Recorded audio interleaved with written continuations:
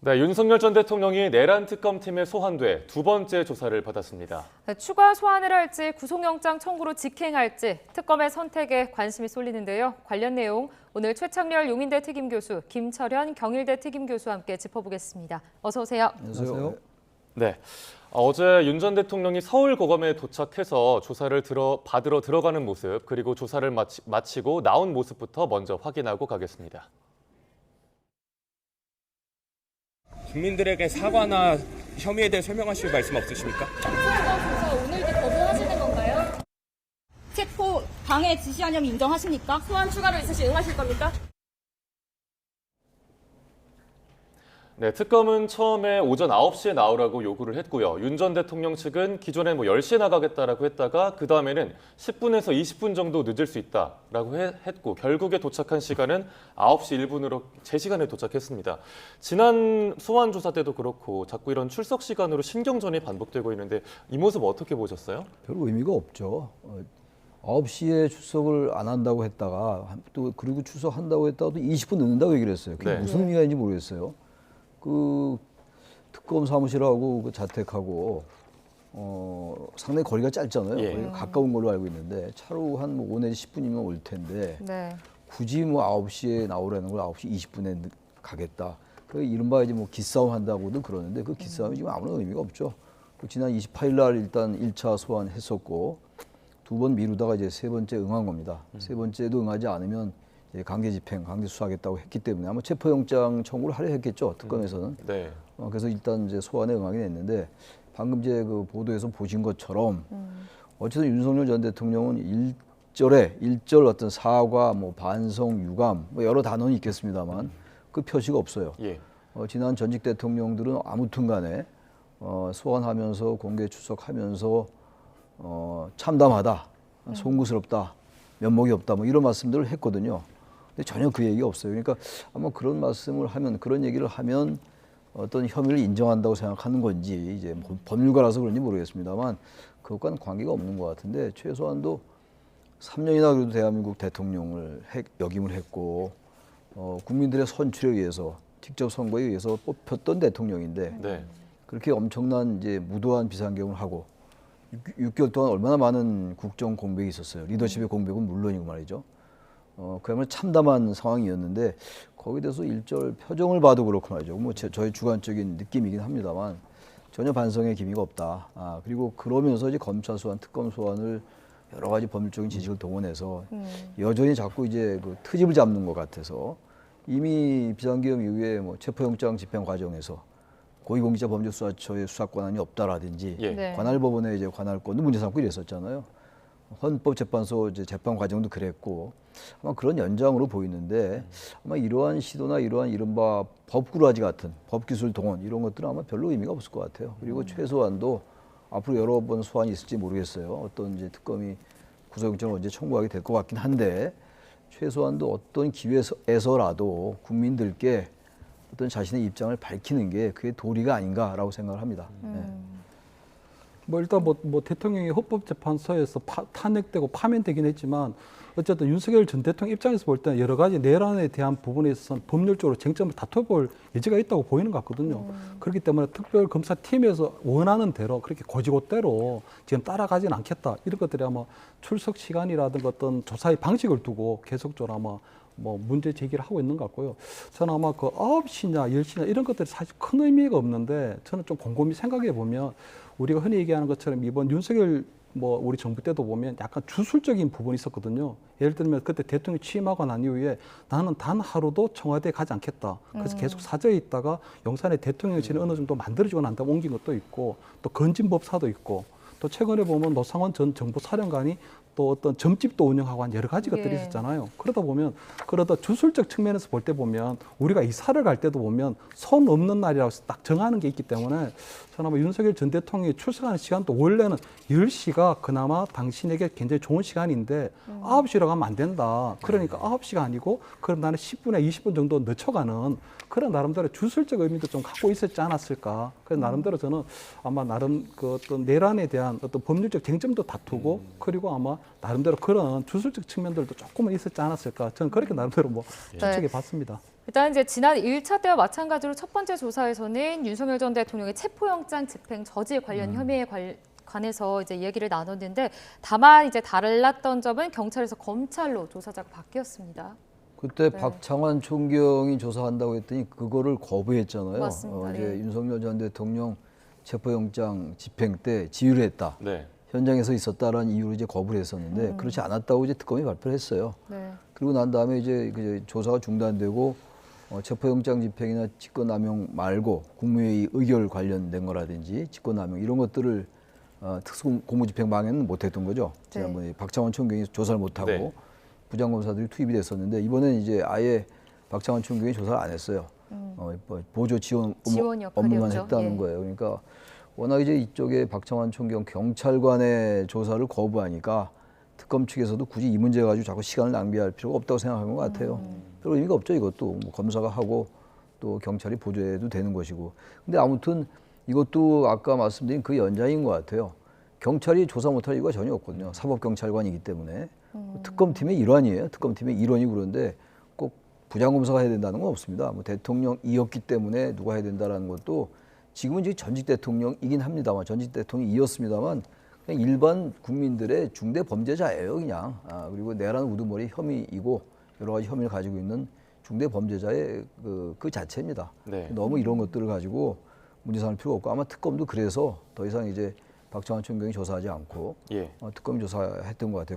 검사가 이렇게 네. 했던 것 같은데 여러 가지 있어요. 비화폰 통화기록 삭제 지시 혐의도 조사를 하고 비상경 국무회의 관련된 건 아주 중요한 부분이니까 국무회의 네. 의결과 관련된 부분이고 이 부분도 했고 또 더 중요한 게 계엄 선포하고 난 다음에 계엄 선포문에 서명했는가의 여부. 이것도 아주 중요한 혐의일 수 있습니다. 네. 여기고 뭐 당연히 경찰과 공수처의 체포영장 집행 방해 혐의가 있는가 이것도 마찬가지고 여러 가지 지금 하고 있는 거예요. 네. 그래서 지금 이제 아마 특검이 글쎄요 소환을 한 번 더 할지 두 번 더 할지 지켜봐야지 알겠습니다만 아마 영장 청구 수순으로 가지 않겠는가 구속영장 청구 수순 그렇게 예상을 합니다. 네.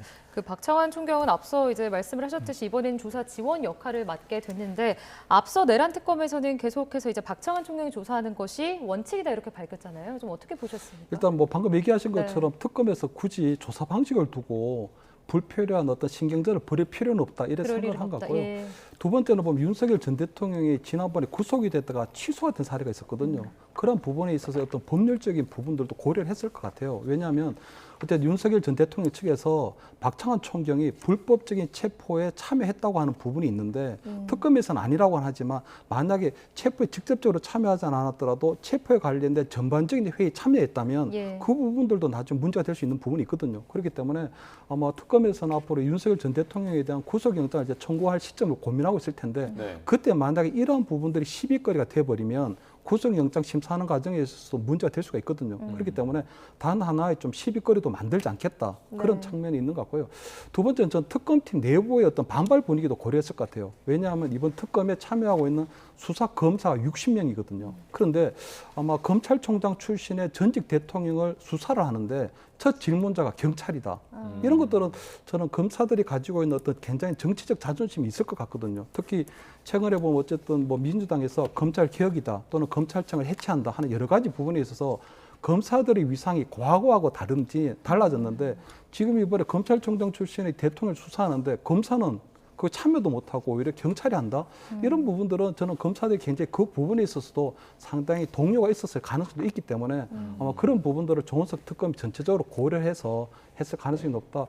저는 나름대로 뭐 이번 특검에서 보면 어쨌든 왜 비상계엄에 대한 부분이 일어났나 하는 실체적 진실을 밝히는 부분이기 때문에 네. 굳이 윤석열 전 대통령 측을 자극해서 수사가 지연되거나 또는 빙빙 돌아가는 그런 것들보다는 그냥 뭐 그 고지고대로 제대로 그냥 관행적이 아닌 그냥 법률에 따라 그래 하는 것이 좀 맞지 않나 뭐 이렇게는 보입니다. 네. 예. 그 말씀해주신 좋은 말씀, 예. 좋은 말씀 맞는 말씀인데 자극을 하고 안 하고가 문제가 아니라 아까 제가 말씀드린 것처럼 윤석열 전 대통령은 중대 범죄 피의자입니다. 그건 윤석열 전 대통령이 특검을 자극하지 말아야죠. 특검이 왜 자극하고 안 하고 따집니까? 물론 우리 김 교수님 말씀은 내가 의도는 알겠는데 자극은 무슨 자극이에요? 만약에 일반 국민들이 피의자로 있으면 뭐 그 일반 국민들에게 그 피의자에게 검찰이 자극하고 이런 거 따집니까? 그래서 이거는 우리가 정확히 봐야 될 게 법 앞에 평등이에요. 물론 전직 대통령의 신분이긴 합니다만 전직 대통령이지만 파면됐기 때문에 예우도 못 받는 거예요. 지금 경호만 받는 겁니다. 경호만.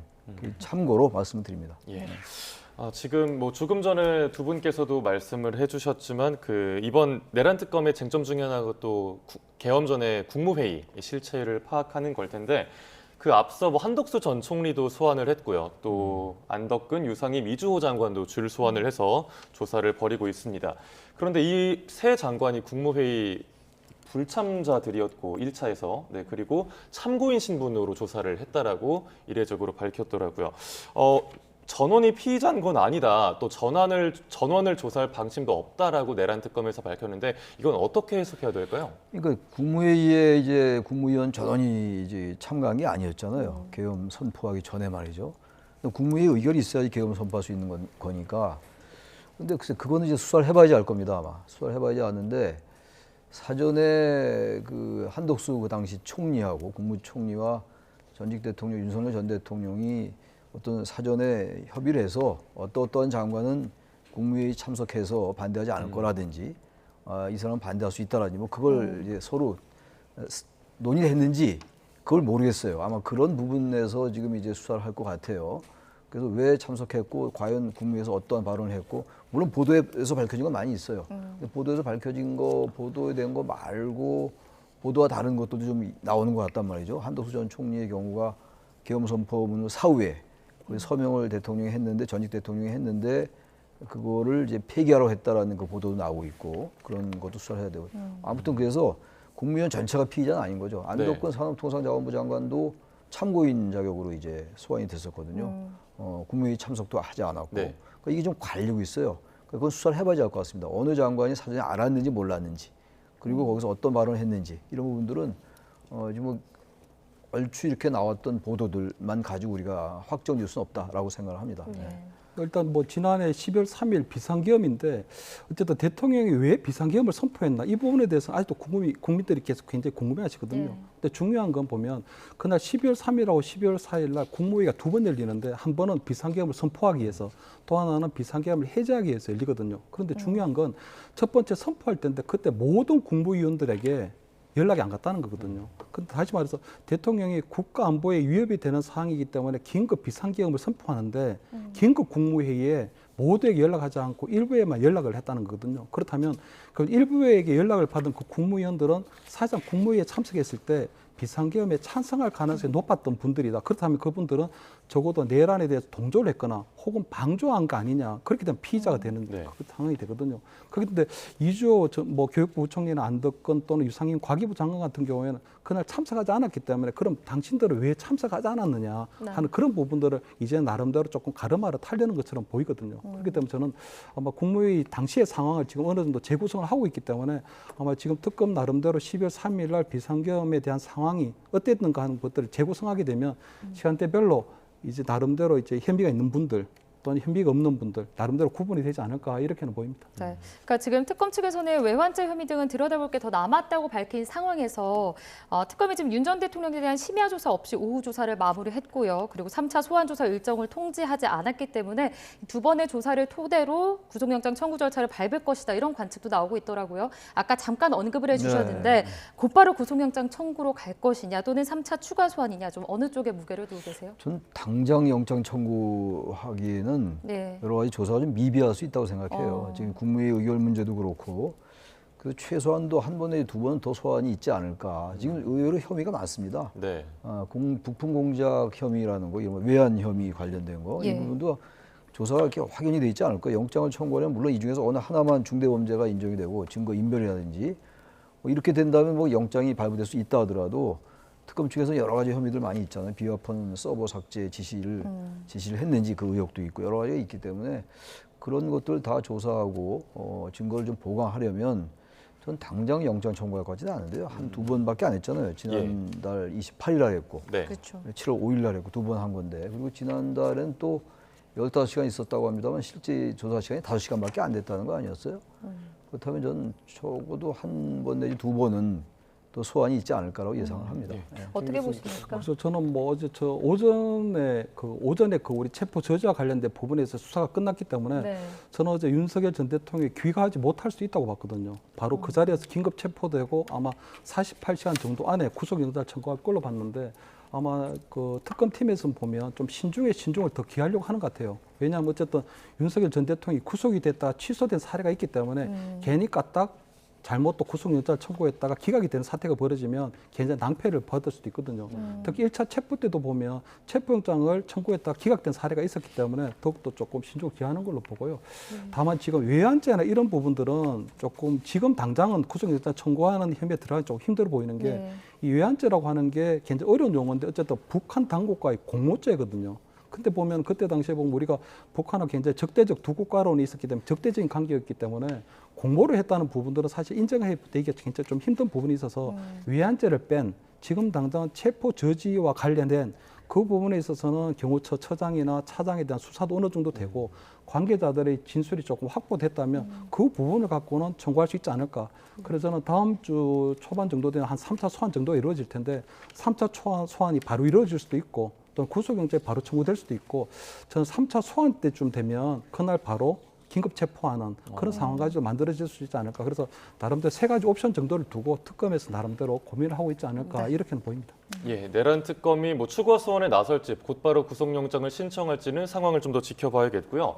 이런 가운데 이재명 대통령이 이완규 법제처장 면직안을 제거했습니다. 윤 전 대통령과 사법연수원 동기 사이이기도 하고 또 그 비상계엄 선포 다음 날에 그 삼청동 안가배동에 참석했던 인물 중에 한 명인데 사의를 표명한 지 한 달이 정도 지나서 면직안을 제거를 했어요. 지금 시점에 이런 판단을 내린 이유는 뭐라고 보세요? 당연히 면직안 제거가 맞는 거죠. 그리고 대통령 당선되고 난 다음에 지명 철회 바로 했잖아요. 네. 한덕수 전 총리가 그 헌법재판관 후보자로 지명했었거든요. 그 당시의 행동이 전 이해가 안 갔어요. 이완규 법제처장이 계엄 이후에 지금 말씀처럼 김주현 당시 민정수석하고 박성재 당시 법무장관 예. 이런 분들과 만났단 말이에요. 이상민 전 행정안전부 장관하고. 근데 상당한 그런 혐의가 있고 계엄 사후에 만났다는 건데 근데 그러한 사람을 헌법재판소 재판관으로 지명한 한덕수 전 총리 그리고 그때 대통령 권한대행이었기 때문에 예. 사실상 적극적인 권한 행사는 맞지 않는다라는 설이 많았어요. 거기에 대한 반대 의견도 물론 있었습니다만 네. 근데 상당히 적극적으로 권한 행사했던 거였거든요. 근데 당연히 지명 처리했고 그리고 난 다음에 한 달쯤 지난 다음에 지금 이제 재갈한 거예요. 면직 처리를 받은 겁니다. 네. 그러니까 그건 뭐 너무나 자연스러운 것이고 당연히 그렇게 돼야 되죠.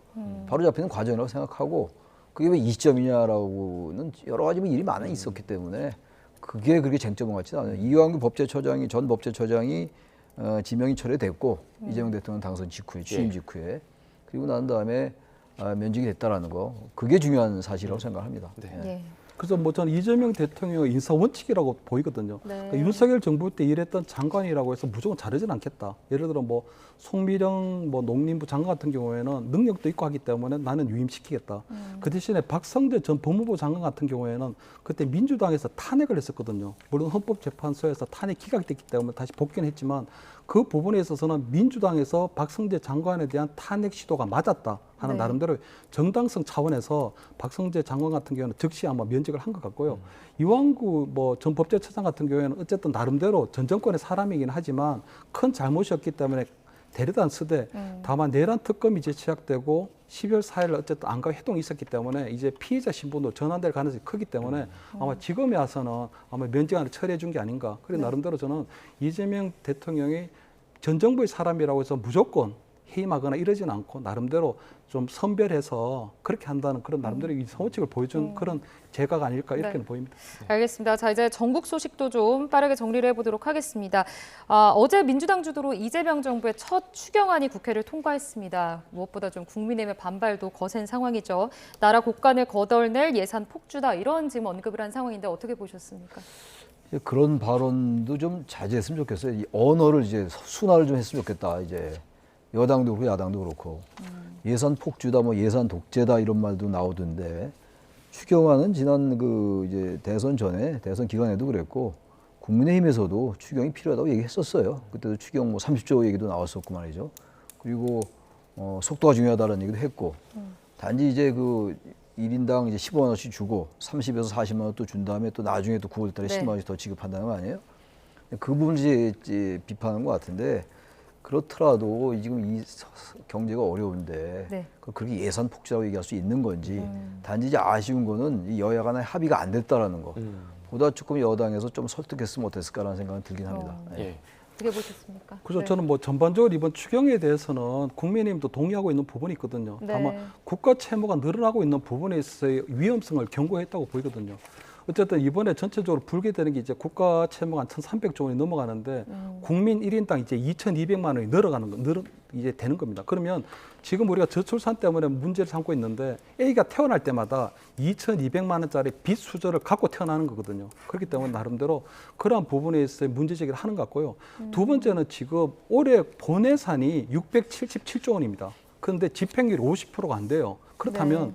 실질적으로 한 250조 원에서 300조 원이 지금 집행되지 않은 상태로 있는 거거든요. 그렇다면 국회에 어쨌든 어떤 올해 본예산, 몸통 예산을 쓸 생각을 해야지 몸통 예산 300조 원 안 쓰고 30조 원짜리 추경 예산을 가지고 어떤 경제를 살리겠다? 이거 굉장히 잘못된 거잖아요. 그렇기 때문에 국민의힘에서 볼 때는 본예산 집행률을 올려야 된다. 그리고 난 이후에 추경 예산도 같이 들어가야 되는 부분이 아니냐. 그런 부분에 대해서 문제 제기를 한 것 같고요.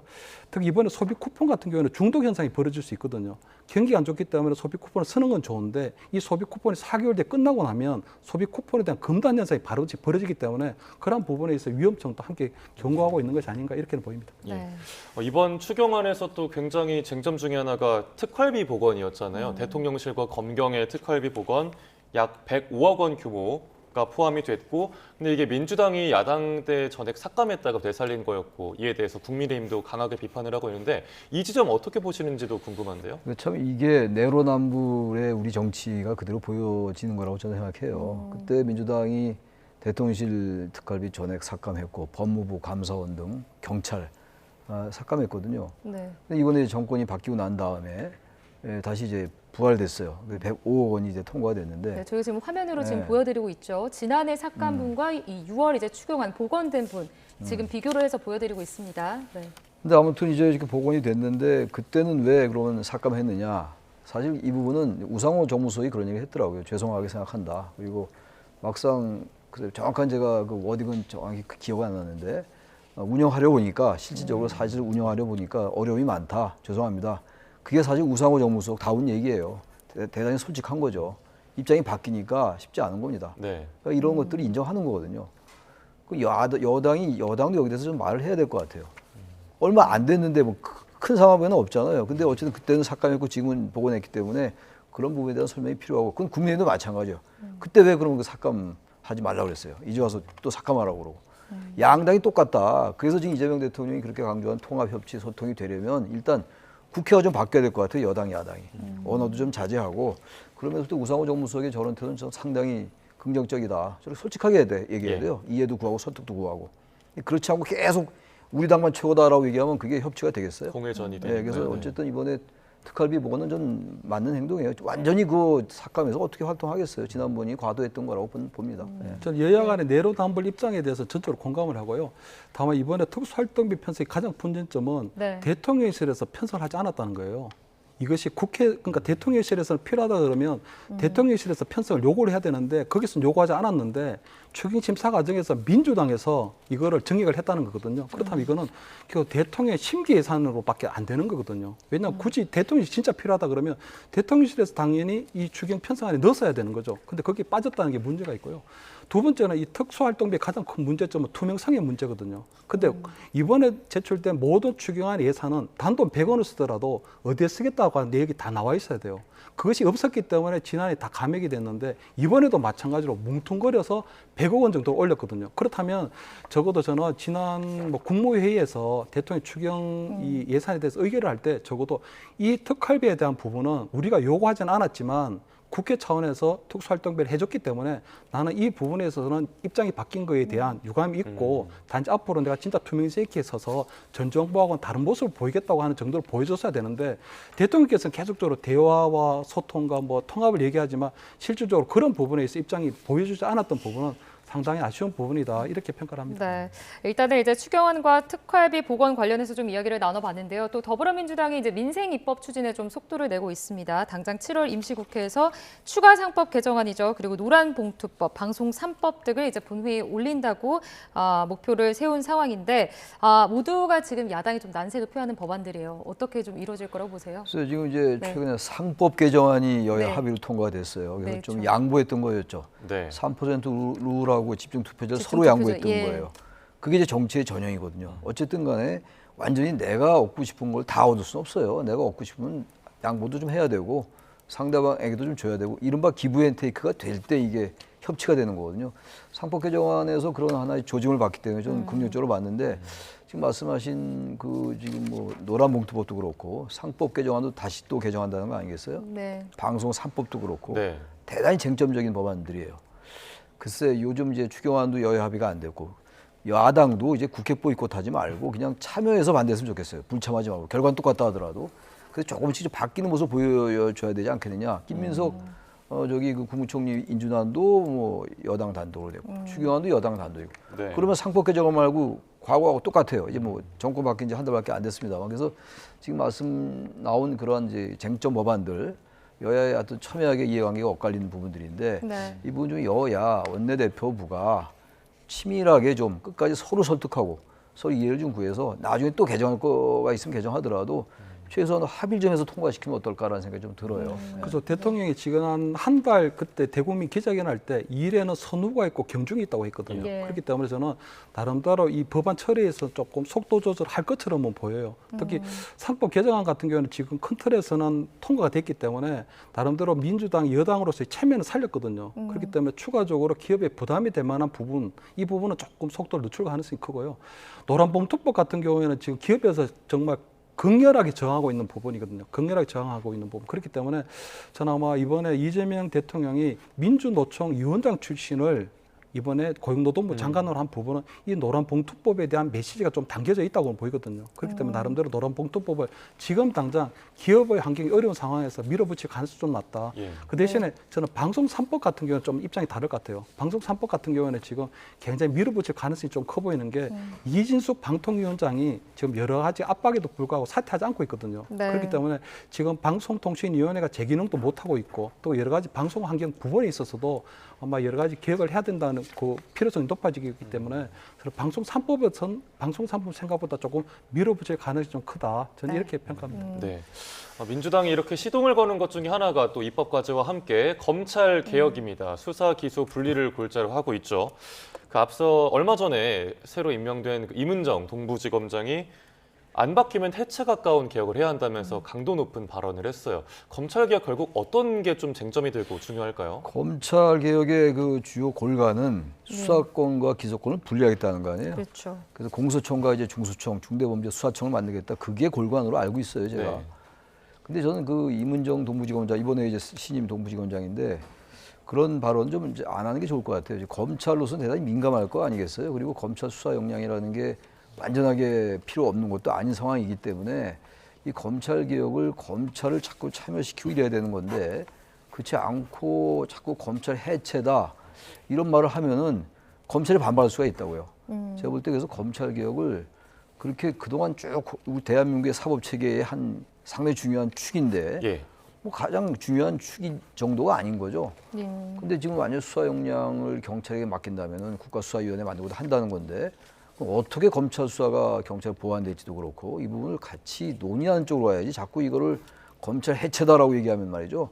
그러면 검찰이 반발할 거 아니겠어요? 네. 그런 면에서 좀 같이 개혁에 동참시키는 그런 협치 리더십이 필요하다고 생각합니다.